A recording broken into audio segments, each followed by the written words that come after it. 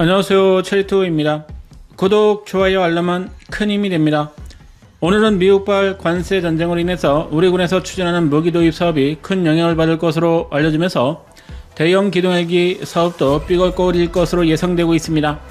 이렇게 될 경우 아파치 공격 헬기, 조기 경보기 가격 폭등에 더해서 다른 사업들도 제대로 추진하기 어려워지고 현재 운영되고 있는 미국산 무기 체계도 비용이 크게 높아질 것이라는 우려가 나오고 있어 미국에서 무기 체계나 핵심 부품을 도입하는데 부담이 크게 높아질 것으로 예상됩니다.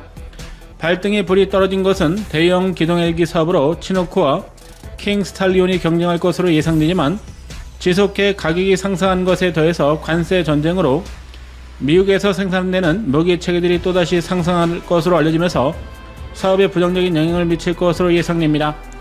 이러한 이유로 국내에서 무기 개발이 촉진되어야 할 것으로 보이며 아파치를 대체하기 위해서 무장원을 검토하듯이 다른 대안을 마련해야 할 것으로 보입니다.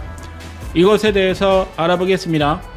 방위사업청은 6월 말 해외 구매 방식으로 육군에 필요한 대형 기동 헬기 사업을 공고했으며 연말에 최종적으로 기종을 선정할 계획으로 알려지고 있습니다. 내년부터 시작해 2033년까지 진행되며 약 3.3조 원을 투입해 10여 대 이상의 대형 기동 헬기를 구매할 것으로 예상됩니다. 방위사업청은 가격 변수로 인해서 아직까지는 도입 대수를 정확히 공개하지 않고 있지만 대형 기동 헬기의 경우 대당 800억 원 지원 패키지를 포함해 10여 대 이상 도입할 것을 목표로 할 것으로 예상됩니다.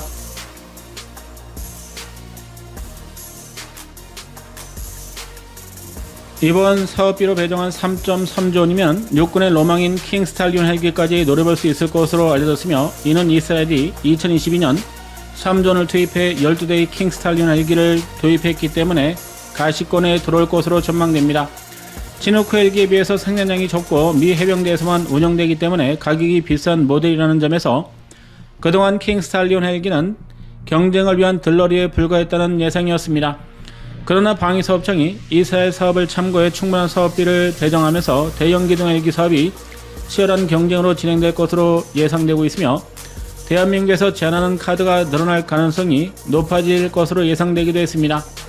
그러나 트럼프 행정부가 들어오면서 전 세계를 상대로 관세 전쟁을 시작하면서 우리 군에서 도입하는 무기 사업에도 부정적인 영향을 미칠 것으로 보여 도입 가격이 크게 높아질 것으로 예상됩니다. 미국에서 생산되고 있는 치노크와 킹 스탈리온은 모든 부품을 자급자족해서 조립하는 것이 아니라 수백 곳의 해외 업체에서 공급을 받아야 하며 유럽과 아시아 중남미 국가에서도 많은 부품들을 수입하고 있습니다. 대표적으로 대한민국이 아파치 공격 헬기 동체를 전량 보잉사에 공급하듯이 치노크와 킹 스탈리온 헬기를 생산하기 위해서는 유럽 방산업체들이 공급하는 핵심 부품이 필요한 상황입니다. 대표적인 예로 미국이 전략무기체로 엄격히 관리하고 있는 F-35 전투기도 모든 부품을 미국 내에서 생산에 조달하는 것으로 예상되고 있지만 실제로는 12개국 1900여 개의 업체에서 부품을 공급받아 조립하고 있는 것으로 알려졌습니다. 터키도 F-35 전투기에 필요한 주요 부품을 생산했던 국가로 외교 관계 악화로 공급망에서 퇴출되면서 미국도 전투기 생산에 어려움을 겪게 됐을 정도로 수십만 개의 부품이 필요한 전투기에서 핵심 부품을 제외하고 해외에서 도입해 완성하는 것이 일반적입니다. 대한민국이 생산하고 있는 버너메 전투기의 경우에도 이탈리아와 프랑스, 독일, 미국 등 다양한 국가에서 부품을 수입하고 있으며 이 때문에 전 세계적인 공급망 불안으로 생산 가격이 오를 수 있다는 전망도 나왔습니다. 그러나 양산기를 대당 1,000억 원 이하로 억제하면서 외신들이 평가한 1,300억 원보다 크게 저렴해지고 이 때문에 아랍에미리트와 폴란드, 동남아시아 국가들이 관심을 더 높일 것으로 예상됩니다. 방위사업청이 우려하는 것은 아파치 공격 헬기 사업 때처럼 예상보다 가격이 폭등할 것을 우려하기 때문에 이러한 것을 대비한 대응책을 마련해야 할 것으로 보입니다.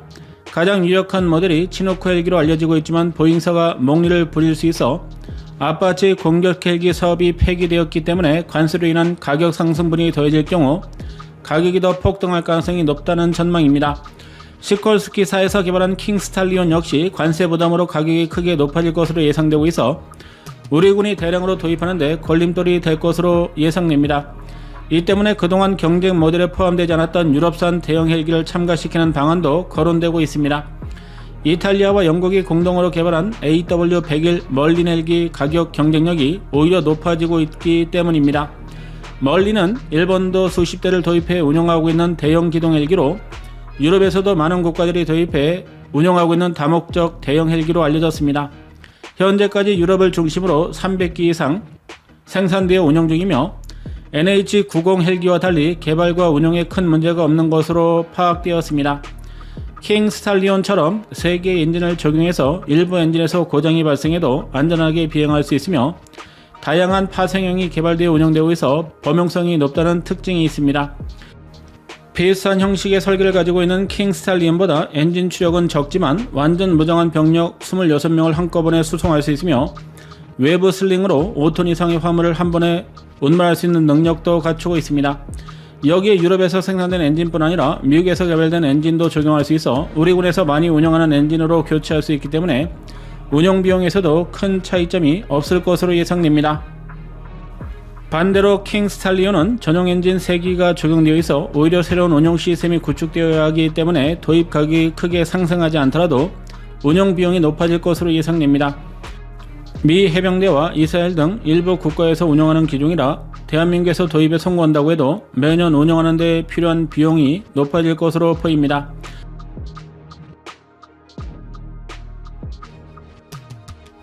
시콜스키사의 모기업인 록히드 마틴이 최대 20기로 예상되는 대한민국이 추진하는 사업에 적극적이지만 가격을 크게 인하할 생각이 없는 것으로 알려져 카이와 협력하고 있지만 경쟁력이 떨어지고 있습니다. 가장 유력한 치누크 헬기를 생산하고 있는 보잉사가 적당한 가격에 공급하는 것이 최선이지만 최근의 보잉사의 행태를 보면 안심할 수 없어 멀린 헬기를 경쟁 기종에 포함시켜야 할 것으로 예상됩니다. 보잉사는 대한민국이 도입하는 무기 사업에서 지속해 목리를 부리고 있으며 조기 경보기 2차 사업도 가격 폭등으로 인해서 진행하기 어려워지고 있습니다. 여기에 최근에는 아파치 공격 헬기를 예상보다 높게 제시하면서 방위사업청이 최근 사업을 폐기하고 국내에서 개발된 기종을 도입하는 것을 검토할 정도로 목리를 부리고 있는 상황입니다. 보잉사는 급하게 관계자들을 대한민국에 파견해 방위사업청을 설득하기로 했지만 문제가 된 가격 인하는 기대 이하였던 것으로 알려져 마린원 무장헬기로 대체할 것을 검토 중에 있습니다. 유사시 북한으로 가장 먼저 침투할 참수부대를 수송하고 지원하기 위해서 반드시 필요한 수십 대의 대형 기동헬기 도입 사업이 미국의 관세 정책으로 또 한 번의 파행이 예상되고 있는 가운데 멀린 헬기를 도입하는 것도 적극적으로 검토할 필요성이 높아진다는 분석입니다. 가장 중요한 엔진을 미국산으로 대체할 수 있으며 아파치 공격 헬기용 엔진 3기로 운영될 수 있도록 개량되면서 멀린 헬기도 가시권에 들어온다는 것입니다.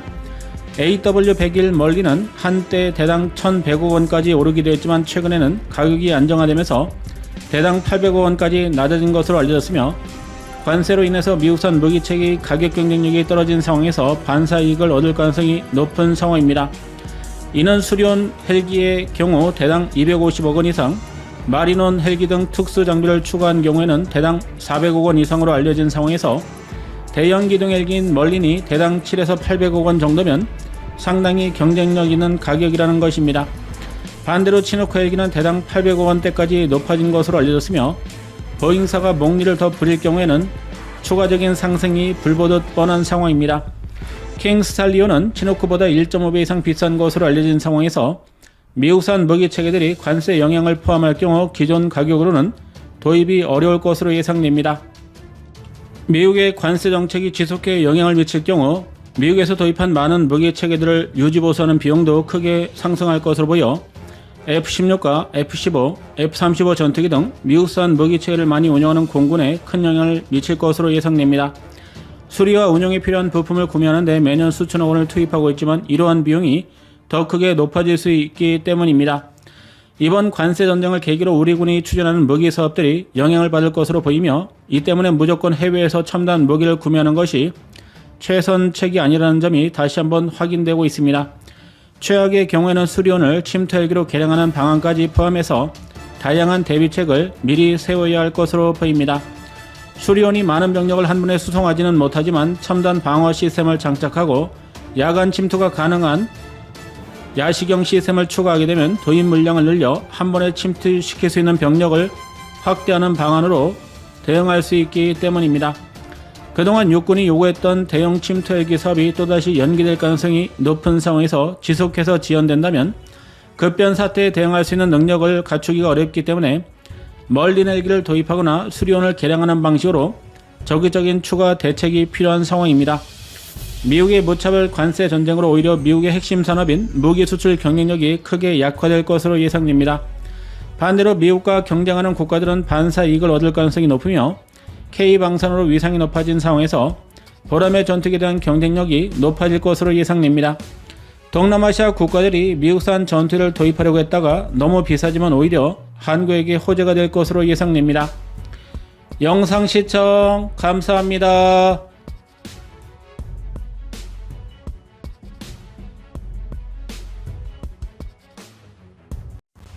안녕하세요, 체리투브입니다.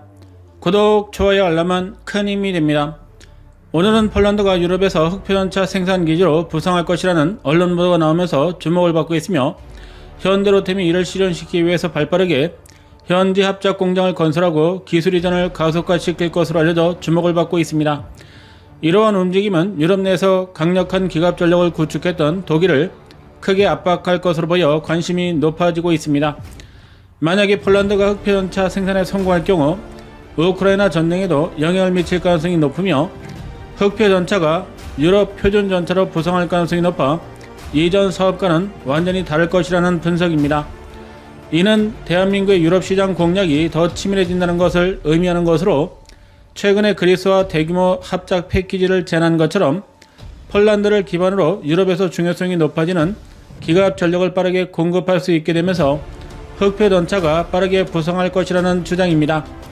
폴란드는 이러한 조치를 환영하고 있지만 독일과 프랑스 등 기존의 군사 강국들은 대한민국의 발빠른 움직임에 크게 긴장할 것으로 보입니다.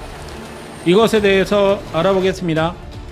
유럽연합은 러시아와 대규모 전면전에 맞서 회원국들의 군사력을 확장하는 데 재정적인 지원을 실시하고 있으며 이를 통해 200조 원 이상의 지원 자금을 마련한다는 계획입니다. 여기에 몇 년 내에 1,500조 이상으로 늘어날 가능성이 높아 군사력을 확장하려고 하는 국가들에게 대규모 자금을 지원해 유럽 전체를 방어할 수 있는 능력을 높인다는 계획입니다. 그러나 이러한 자금을 지원받으려고 하면 현지 방산업체들이 참가하는 것이 필수적이며 이러한 이유로 현대로템도 기술 이전을 통해 현지에서 부품을 조달해서 전차를 생산할 계획이며 방위사업청이 그리스의 패키지로 제안하고 있는 무기 체계들도 현지에서 생산된 부품들이 적용될 경우 도입 비용을 상당 부분 지원받을 수 있어 적극적으로 사업을 제안하고 있습니다.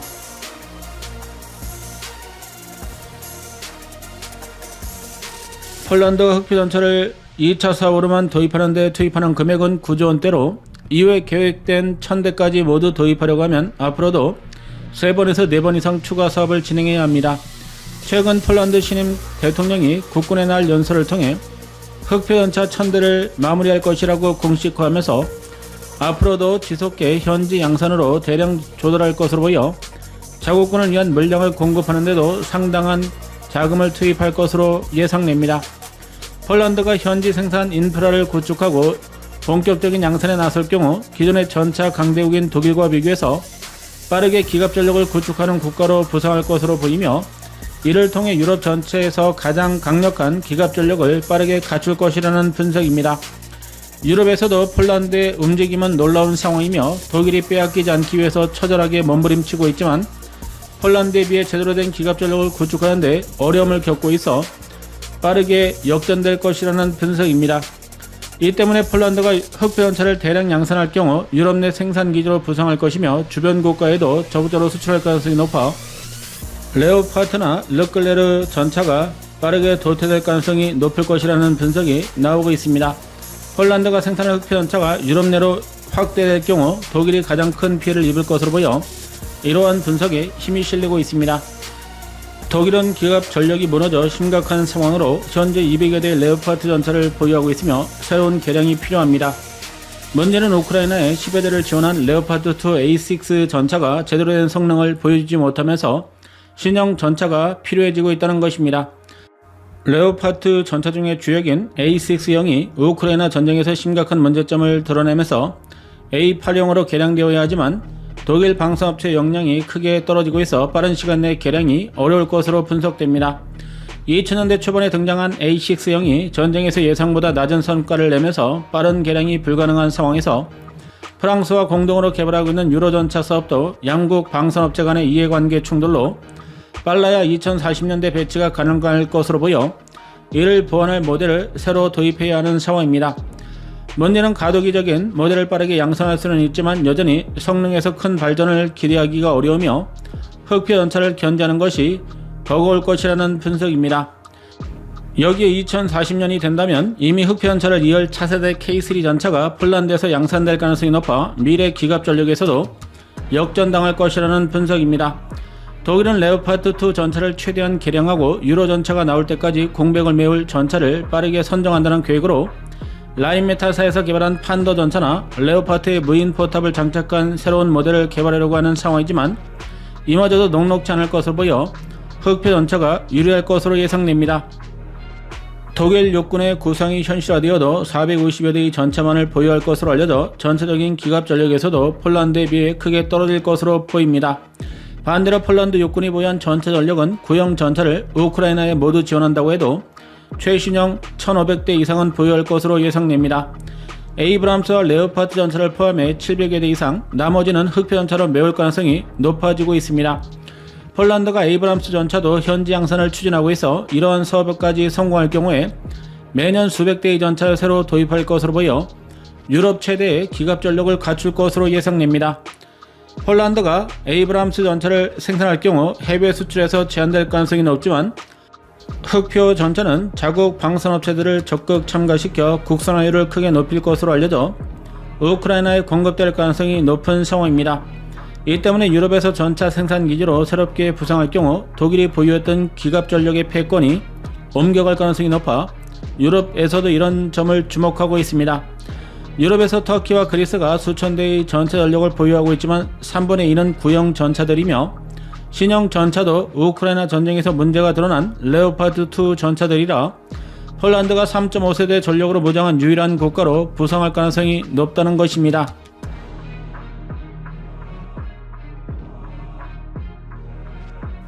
대한민국으로서는 폴란드에도에서 그리스까지 흑표 전차 생산 기지로 활용할 경우 르클레르나 레오파드 전차를 넘어설 수 있어 이러한 방식으로 유럽 시장 점유율을 크게 늘려갈 것으로 보입니다. 경쟁 전차들이 보유하지 못한 새로운 시스템까지 적용해 양산할 것으로 알려져 폴란드가 흑표 전차를 생산할 경우 수출 경쟁력이 크게 높아질 것입니다. K2PL 전차를 생산하는 것으로 알려졌으며 기존에 공급된 전차와 달리 드론 대응 시스템과 APS 능동 방어 시스템, 증가 장갑이 추가될 것으로 파악되었습니다.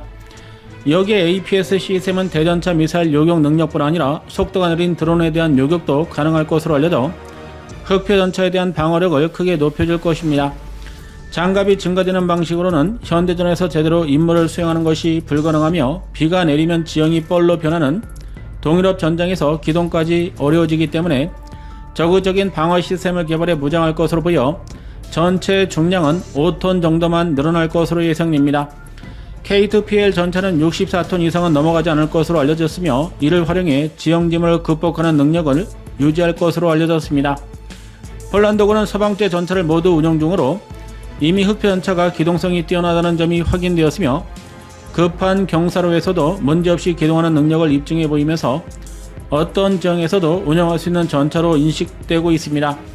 반대로 70톤에 가까운 독일과 미국제 전차는 기동훈련에서 지반이 무른 지형은 이동하지 못한 것으로 알려져 폴란드가 강력한 방어력을 요구하면서도 중량이 증가되는 것에 민감하게 반응하는 이유가 되고 있습니다. 폴란드가 2년에서 3년 후에 흑표 전차 최신형을 양산할 가능성이 높으며 파워팩까지 기술 이전 방식으로 양산할 경우 매년 100에서 200대의 전차를 양산할 가능성이 높아 빠르게 유럽 시장의 점유율을 늘릴 것으로 보입니다. 폴란드가 흑표 전차를 계약할 초기에는 독일산 엔진과 변속기를 요구했지만 터키가 알타이 전체형으로 한국이 완성한 파워팩을 도입하면서 폴란드도 현지 양산이 가능한 파워팩과 변속기를 선택한 것으로 알려졌습니다. 이는 독일제 파워팩을 적용할 경우에 로열티 부담과 핵심 부품 생산량이 적어 폴란드가 전차를 양산하는 데 문제가 될 것을 고려한 조치이며 한국산 파워팩에 대한 신뢰성을 터키에서 확인해주면서 성능 차이가 높지 않아 굳이 비싸고 기술 이전이 불가능한 독일산 파워팩을 적용할 이유가 없다는 것입니다. 대한민국이 완성한 파워팩은 1500마력의 변속기가 포함되며 급기동에서도 몇 초 뒤처지지만 내구성은 비슷한 수준까지 확보한 것으로 알려져 신형 전차에도 적합하다는 분석입니다. 무엇보다 기술 이전으로 폴란드에서 대량 양산이 가능해 물량을 빠르게 공급할 수 있다는 점에 주목을 받고 있습니다. 터키에 이어서 우리 군도 4차 흑표전차 양산 물량에 신형 파워팩을 적용할 것으로 알려져 폴란드 군까지 사용할 경우 독일에 이어서 파워팩을 공급하는 주요한 국가로 부상할 것으로 예상됩니다. 폴란드는 두 곳에서 흑표전차를 동시에 생산한다는 계획으로 연간 생산 물량을 크게 확대할 가능성이 높은 상황입니다. 2020년대 후반부터 양산에 나설 경우에 러시아가 보유한 전차 생산량을 따라잡을 것으로 보여 우크라이나에까지 수출될 가능성이 높은 상황입니다. 독일이 우크라이나에 생산 공장을 건설하고 있지만 주요 부품을 제대로 공급하지 못할 가능성이 높아 전쟁이 휴전되어도 필요한 기갑 전력을 보충하지 못할 가능성이 높기 때문입니다. 무엇보다 폴란드가 생산하고 있는 흑표전차가 한국에서 공급하는 전차보다 가격이 높아질 것으로 예상되지만 독일제 전차에 비해서 크게 저렴할 것으로 보여 수출 경쟁력이 높다는 점에서도 주목도가 높아질 것입니다. 폴란드 현지 언론들도 흑표전차 생산 기지로 부상하고 있다는 점에 긍정적인 보도를 내고 있어 유럽에서 표준 전차로 흑표가 올라설 것으로 예상됩니다. 영상 시청 감사합니다.